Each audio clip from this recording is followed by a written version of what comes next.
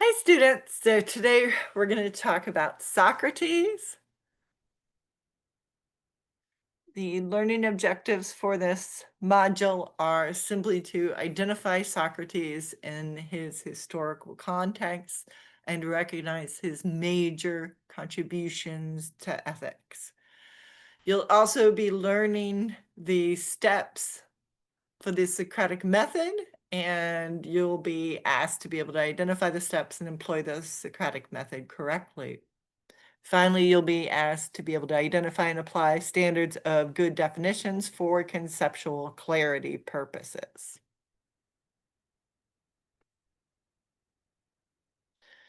So, Socrates was born in Athens, Greece. And this is 470 BCE or thereabouts, and he lived until 399. So if we're going to describe him, and there's a lot of descriptions available to us for us to get to know him, even though he himself never wrote anything. And I'm going to use the sort of role-playing game method to describe the different philosophers for parts of this class. So I'm just going to say that I'm going to say that I think Socrates is a barbarian. Okay, why do I think so? When he went to war, even if it was snowing up in the place that they were fighting, the Athenians were fighting, um, he would wear no shoes and he would never complain.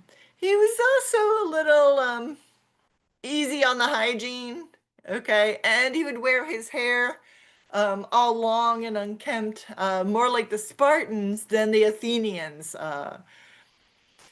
He's a chaotic good, okay? Was a chaotic principled.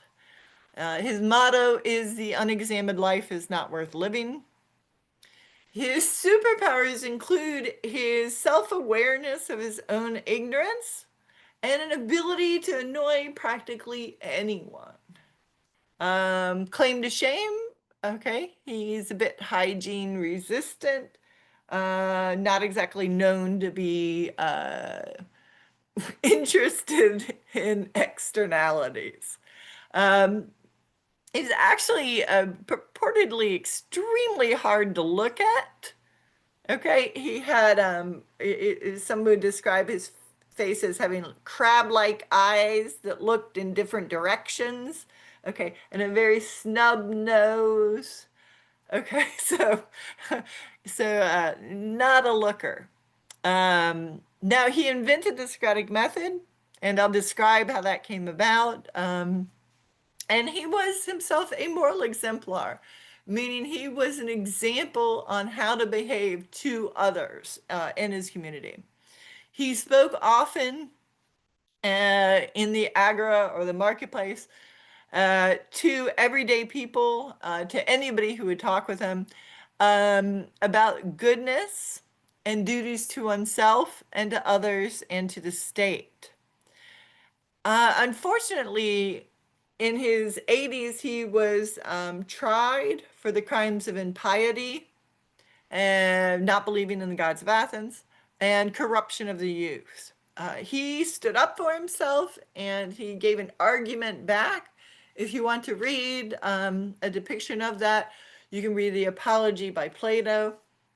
That is the actual, his defense, the apology meaning defense, of his having not committed those crimes and his recommendations for sentencing.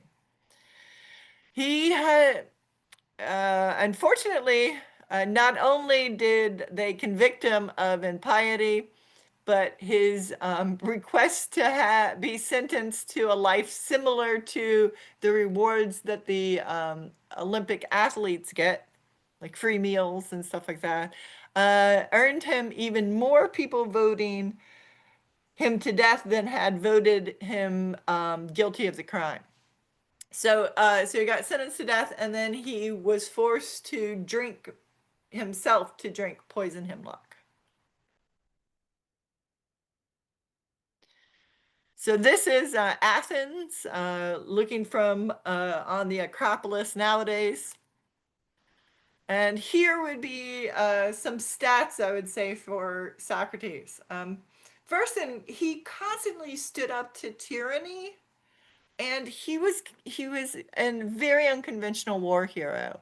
He was known for his bravery in battle, in particular, saving one of his friends. So I say logic +3, fortitude +3, barbarian +1, charisma. Ooh, we're gonna have to take some points away for that one. He can talk himself into a death sentence, so maybe lacking some charisma for many people. Other people absolutely worked for them. So what did Socrates do? We know he's not a writer. So what is he doing, and why is he still so important to this day? Well, first, he's one of the first people who's really thinking about and arguing about practical ethics.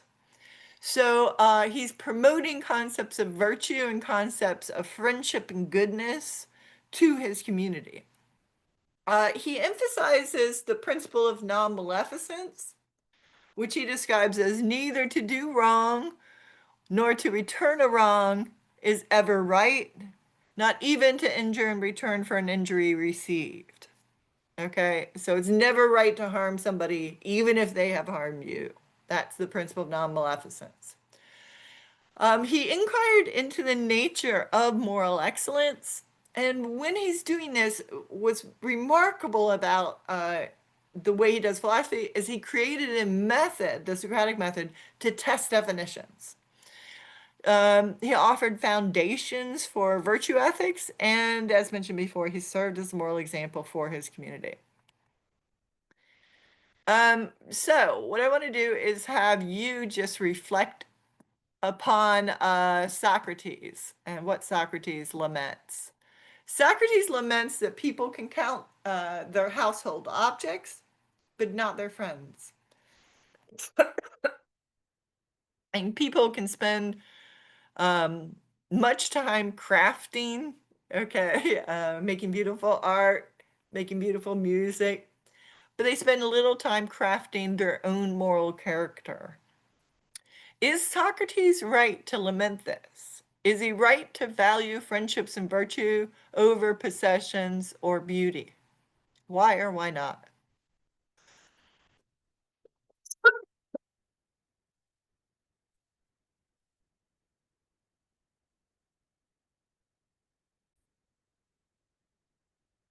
I apologize. I have asthma, and today is a bad asthma day for me, as was yesterday when I was recording before, so I apologize.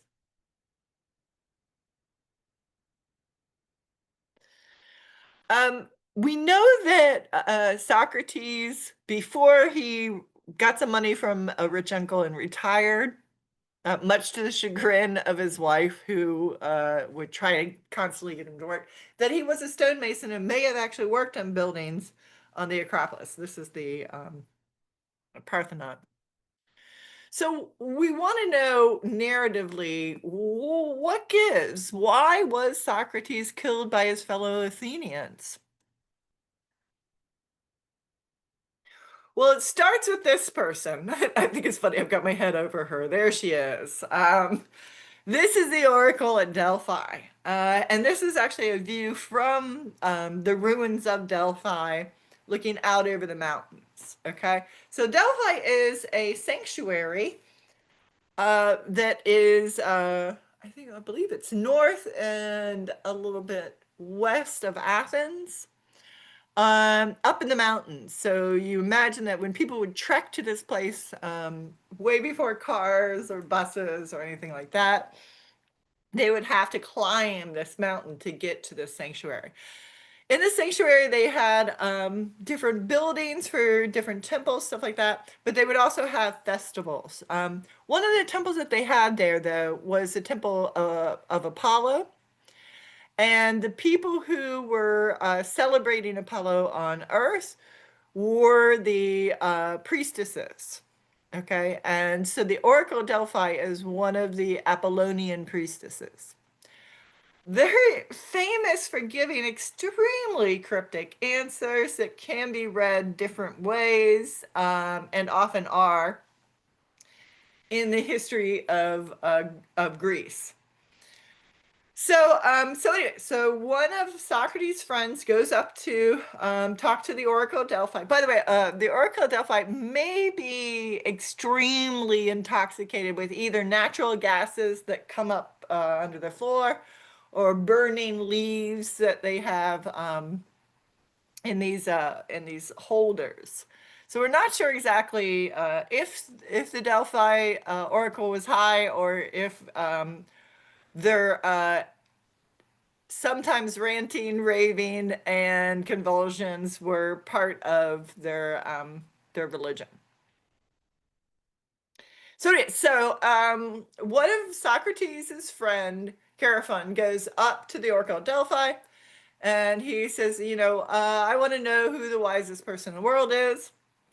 And the Oracle of Delphi says to him, Socrates, there is no one wiser than he. Okay. It's also depicted other ways, but I like that version of it. So in other versions, of all men living, Socrates is the wisest. And that is the gist of the suggestion by the oracle. So Socrates thinks to himself, well, this story makes no sense. I believe in the gods. I believe in the god Apollo. And if this is coming from the word of God, then why does it make no sense? Okay, so he's experiencing cognitive dissonance. He thinks to himself, I know very little. I ask questions. Why would the priestess who tells the truth say there are none wiser than me? Okay, so this gets him to do what eventually lands him in trouble, which is the Socratic method. So what the Socratic method is it is a way to basically work with another person in partnership to expand in dialogue on certain concepts. Okay, so Socrates decides that he's going to go down to the agora every day now, and this is part of his mission from God, okay, or the priestesses who represent God, and he's going to go find a wiser person than him. Okay, so he goes to the poets and he asks them, what is the nature of poetry? Can you define a poem? That type of thing. Then he would go to the politicians and he would be like, what is the nature of politics? Can you define political philosophy for me? And et cetera, et cetera. So you go around and just pester the people who suppose themselves to be the most knowledgeable. And I'll say it was pestering because when we go through this, you're going to notice that, okay, I want you to think about it this way. There are different types of philosophers, just like we can think of there being different types of fighters. Some philosophers like to present their argument, okay? So they just give an argument. And do not expect fighting back and are surprised when it occurs, okay? Some people, on the other hand, are sort of counterpunchers as philosophers. So they aren't going to be there presenting their own theory, giving their own definitions, creating their own systems. They're going to be there to tear something down, okay? To attack, to rebut, to object. And that's really what Socrates is brilliant at. He attacks definitions and claims extremely well, and we can learn from his methods on what is good in a conceptual clarity exercise. So in other words, if we're trying to seek conceptual clarity, how do we go about doing it? And his methods are going to help us be able to do this. So first thing here, this is not Socrates and anyone. This is actually Plato and Aristotle, but we're going to use the two dudes in a toga to represent two guys talking to each other. Okay, so Socrates would go up to his target, this person he wants to have a deep discussion, philosophical discussion with, and he's going to just start by engaging him in chit chat, like, hey, what are you up to? How's it going? That type of thing. Then as soon as the person brings up a word that has depth or a philosophical concept, Socrates is going to ask the target to give a definition for that common word. Okay, now I want you to think about this yourself. If I asked you to look around your house or look around a building and find all the art on the walls, that would probably be a relatively easy thing for you to do. But if I asked you to give a definition of the word art, that might become much, much harder. Okay? You can recognize it, you know it when you see it, okay? But on the other hand, to define it well is a hard thing to do, particularly on your feet in the agora on a beautiful sunny day. So the person would cough up a definition, then Socrates would test that definition, and then it'd explain why it is a bad definition. Okay, and then this cycle would repeat. The guy would offer another definition. Again, Socrates would attack that definition and explain why it's inadequate. And then this cycle repeats until the target just says, I gotta go. Okay, the target is done with Socrates before Socrates is done with the target, most often.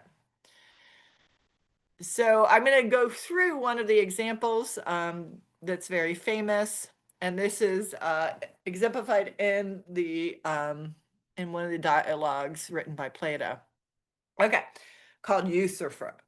Okay, so Euthyphro is a priest, and what in the chit chat at the beginning of the dialogue, it turns out that Euthyphro is trying to prosecute his own father for the murder of his slave. Okay, so his father had, to punish the slave, had put him in a bad situation and left him in a ditch where he died from neglect. Okay, so a terrible thing. Priest is going up there. He's going to start the arraignments to be able to prosecute his own father for murder. So that's where they're coming from. And Socrates says, look, what I'm doing is the right thing. So Socrates asks, well, what does right mean here? So Euthyphro says, well, right means what I'm doing. Prosecuting my father for murdering a slave, that's the right thing. So what I am doing is right. So right is what I am doing. Oh, Socrates points out this is not a good definition. It's only an example of a right act. It doesn't give the parameters of what would be right. So he asks again, what does right mean? This time he says, look, right's whatever the gods condone. The Greek gods, if you know anything about Greek mythology, Socrates does, and Socrates says, look, the gods don't agree, okay, on what's right. They don't condone the same things. Okay, so one god could condone this and one god would be against that. So what the gods condone doesn't work well as a definition. Also, if it's just what the gods like, then either this is arbitrary based on the whims of the gods, or it's based on good moral reasoning that's perfectly and easily explainable, independent of there being any God condoning. So Euthyphro tries again, to which Socrates again explains why his definition is bad, and we get the normal answer at the end of a Socratic dialogue, which is, I gotta go, Socrates, end of discussion. So this is what he did. He went around and he discussed moral questions in the workshops and in the marketplace. Frequently, owing to his vehemence in the argument, men set upon him with their fists or tore his hair out. And for the most part, he was despised and laughed at, yet bore all this ill usage patiently. Okay, so that gives us an idea about not just how Socrates behaved, but how people behave towards Socrates. So I want to ask you, is it our moral job to educate others? So what Socrates did with the what is a good definition is he expanded the conceptual toolbox by giving rigor in definitions, so making it harder to and more clear on when it would be a good definition. So harder to attain, so not every definition is a good definition, because there are standards for excellence and there's also things that you want to avoid. So first thing, a definition of a concept ideally should be clearly stated. It should convey the essential meaning of the word. It shouldn't be too broad or too narrow. And it shouldn't be circular, meaning, you know, if I say, well, what is politics? Politics is politics. Okay, that's a circular argument. The definitions is the definiendum, is the very precise terminology for that. A definition of a concept ideally should be not negative. Okay, so again, we don't want to use the word not. Okay, so if I tried to define politics as not elephants, okay, there's a billion things in the world that are not elephants.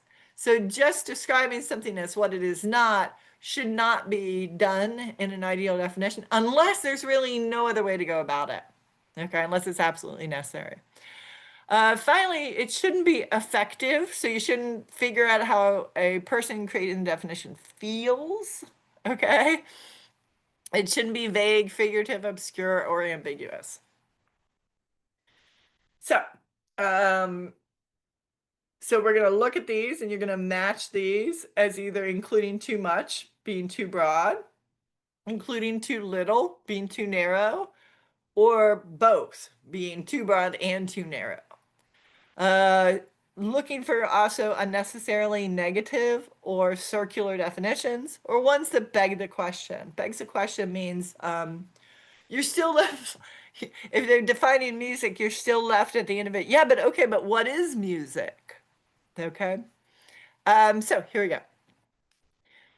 Number one, and again, this is matching the example to the most obvious definitional violation. Music is music. Number two, music is Nickelback. 3, music is any noise someone enjoys. Number 4, music is non-visual art. Number 5, what is moral is what I am doing. Number 6, what is moral is what is right. Number 7, what is moral are acts of kindness and living gratefully. Number 8, what is moral is what is not unkind. So, in the Crito, a different dialogue, we get the time that Socrates is spending in jail right before his execution. His friends come to him and say, hey, you know, we got the ship waiting, we bribed the people, the jailers, we could just smuggle you out and you'd be fine. Socrates decides not to do that.